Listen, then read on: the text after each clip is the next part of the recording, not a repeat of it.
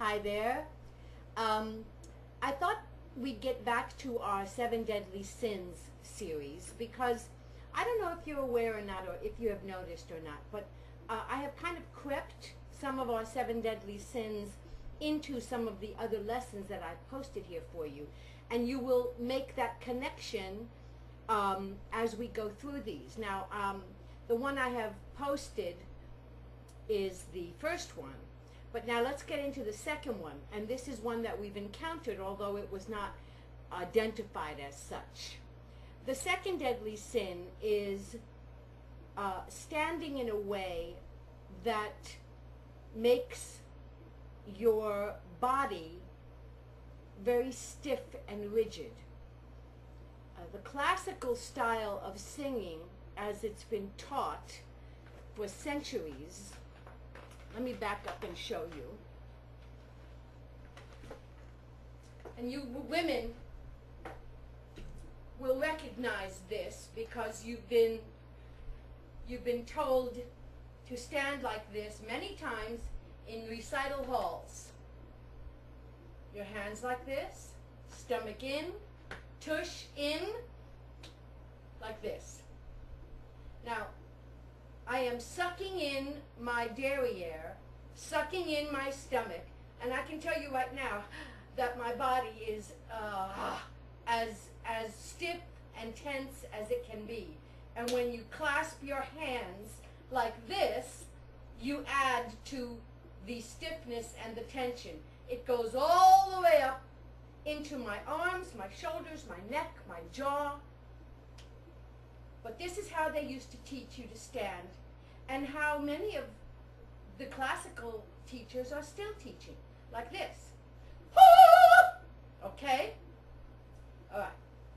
What we need when we sing popular music is for our bodies to be loose.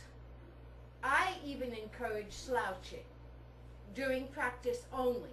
I don't want you to get up on the stage and stand there like this, but to practice getting loose, making your body loose. Okay. Okay. Sin number 2, standing erect or stiff. Okay? Moving on.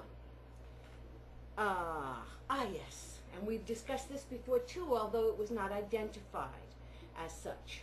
Sin number 3 is saving your breath.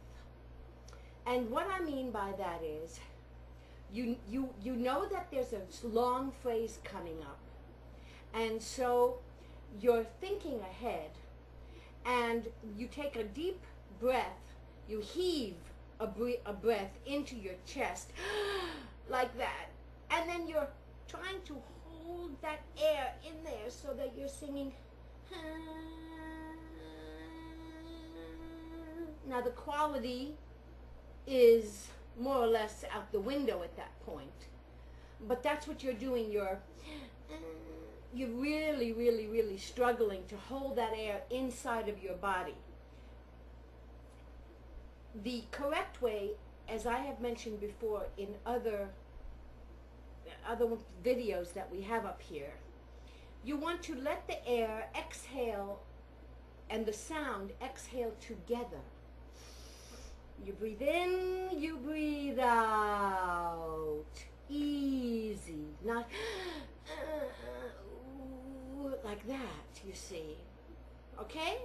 That's sin number 3, saving your air.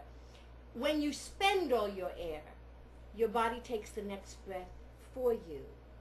When you save your air, you are somehow holding tension in your body.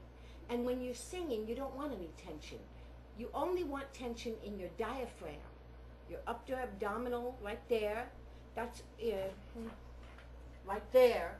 You want that tense, no other place. Everything else should be loose. I even, if I see a student singing and they're clutching their fists or curling their toes, I can watch that, because my students that come to the studio, I make them take their shoes off so I can see what their toes are doing.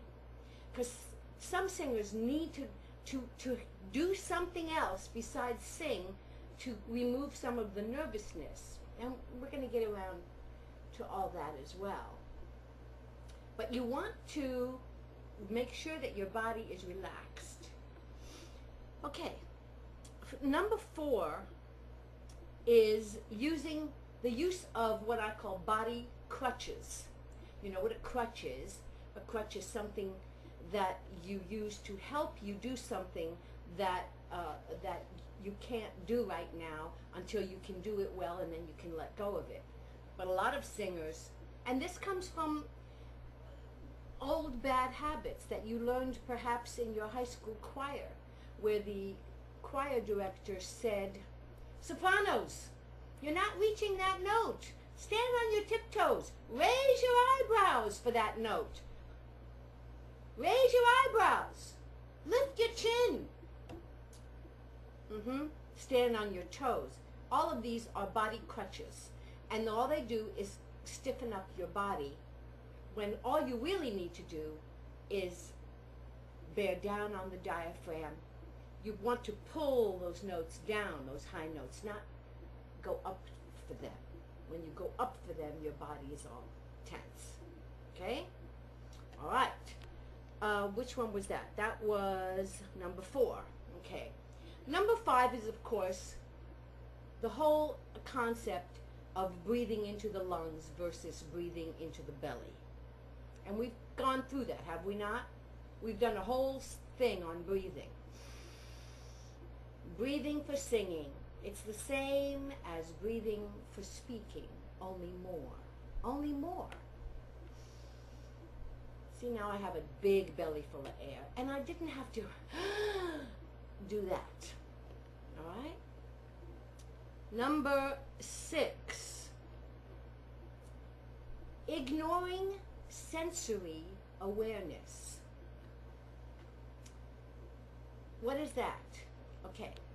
We're coming up on the 8-minute mark of this, so I'm going to pause here and call this 7 Deadly Sins Part 2, and then we'll move on and finish off the 7 Deadly Sins with number 6 and 7.